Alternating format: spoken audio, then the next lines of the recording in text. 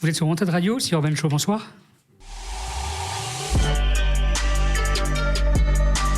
Scooby et DJ Masta présentent Urban Show sur Wanted Radio.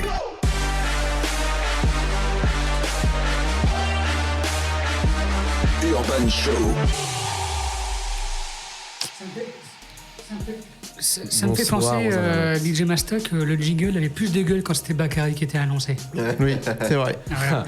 Le bon vieux. J'espère qu'il a annoncé peut-être un retour Ça serait bien. lors de la soirée des 10 ans. Oui, Oui, très bien. ça serait bien.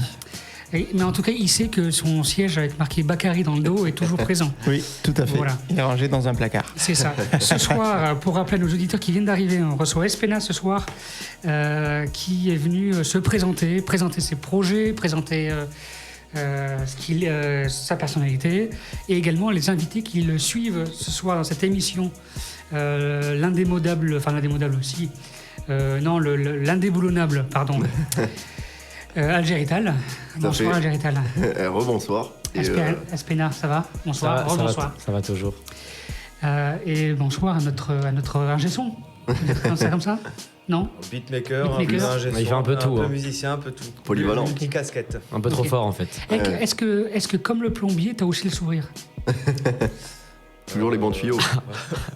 Oui. Non? Oui? Ok. Si, c'est vrai, il est très patient, il a toujours le sourire même quand c'est long. Ouais, c'est vrai, ouais. Ok. Il a pas la rêve C'est vrai, c'est vrai. plombier. Si, je l'arrive. Ouais, je sais que le plombier, je sais qu'il Non, fait la ouais. tuilerie, mais c'est tout. Oui, je pensais qu'à Mario, on il parlait est du sourire du plombier, c'est souvent... Enfin bon, bref, on en reparlera plus tard. C'est une expression d'antan, apparemment. Très tentant alors. Ouais, ça doit être. C'est quand tu veux venir un plombier à la maison, quand il se penche en bas pour récupérer le truc, il a toujours le pantalon trop bas, alors tu vois le début du... Ah d'accord. Donc ok. le sourire vient de là. Et le c'est sourire. sur Urban Show.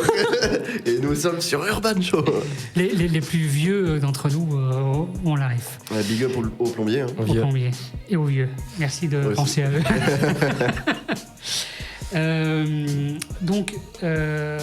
Espena, ce soir-là, on a écouté Big Flo et Oli, que tu as écouté, que tu as fait à The Voice Kids. Ouais, donc c'est la musique que j'ai interprétée aux auditions à l'aveugle. Donc avant de monter sur scène, j'ai eu une petite vidéo d'encouragement de Big Flo et Oli, donc ils m'ont souhaité bon courage pour monter sur scène. Voilà, donc c'était très très cool, j'ai beaucoup aimé faire cette prestation. C'est la première fois que j'ai joué sur une vraie scène, du coup c'était une belle émission quoi. Ouais. Quel est ton retour, toi, de cette expérience? Comment tu l'as vécu? La Alors- scène, les caméras, le public, des juges Et Nico, c'est Adidas. et Nikos. Et toujours. Bah, Nikos super gentil, voilà. Nikos adorable. Côté caméra, c'était très long. Avant de monter sur scène, il y avait beaucoup de backstage, c'était très très long. Les interviews et tout, les questions très redondantes parfois, c'était tout le temps la même chose. Mais c'est normal aussi, c'est normal. On doit en savoir beaucoup sur la personne qui participe. Je suis allé jusqu'au battle. Ok. J'ai battle sur du Adele, alors que je suis plus rappeur-chanteur en termes de voix, et pas de ouf qui monte comme les gens qui chantent en opéra, quoi.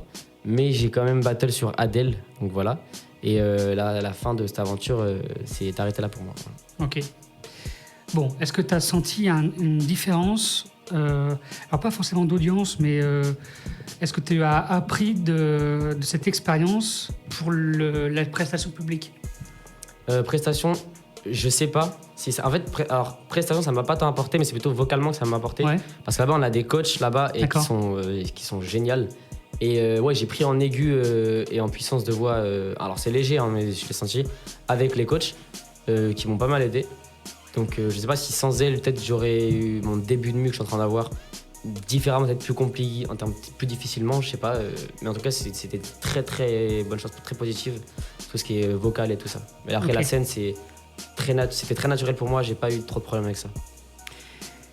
Quels sont les meilleurs conseils que tu as donnés lors de cette expérience? C'était avec Battle, donc Slimane et Vita. Donc Vita, donc super gentil aussi. En fait, c'était leur manière de dire que un truc que j'avais déjà, mais ça m'a rassuré au moment même, qu'il fallait pas toujours faire la chose qu'on attend. Par exemple, on met sur du Adele. C'est pas pourquoi t'es sur du Adele, c'est pas parce que t'es sur du Adele que tu dois chanter.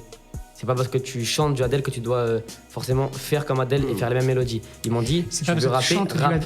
pas parce que tu chantes du Adele que tu dois faire du Adele, quoi. Voilà. Ok. Ils m'ont dit, si t'as envie de rapper sur Adèle, rappe sur Adèle pour me faire comprendre que je suis libre de faire ce que je veux sur qu'importe le style musical. Quoi. Ok. Donc ça m'a C'est bien bien, ça. rassuré. Et c'est important même pour tout dans la vie en général de pas toujours suivre une ligne directrice tout le temps.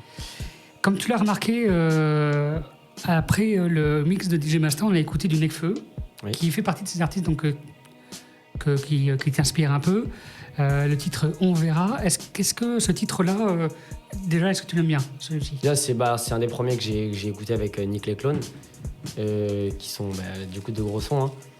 Mais non, de ce que j'ai kiffé dans ce morceau, en fait, c'est le refrain et l'écriture. Et même si c'est un morceau qui est très dansant, en vrai, les couplets sont quand même hyper bien écrits. Et je trouve ça, dans le rap, je trouve ça hyper rare d'avoir un refrain dansant de fou et un couplet hyper bien écrit. Je trouve ça hyper rare dans le rap. Et c'est un truc pour ça que j'ai bien kiffé. Voilà. Ça marche. On va écouter un deuxième titre de toi, Ok. DJ Masta. Quel est le nom de ce titre? Une plume saigne. Voilà, Ok, on va donc là, l'écouter. déjà, on va évoluer en termes de Voilà. voix là. Et ensuite, après ça, on va revenir au micro pour que tu nous donnes des anecdotes et l'histoire un peu de ce titre avant de passer à la prestation live. Ok. Qu'en penses-tu? Très bien, c'est parti.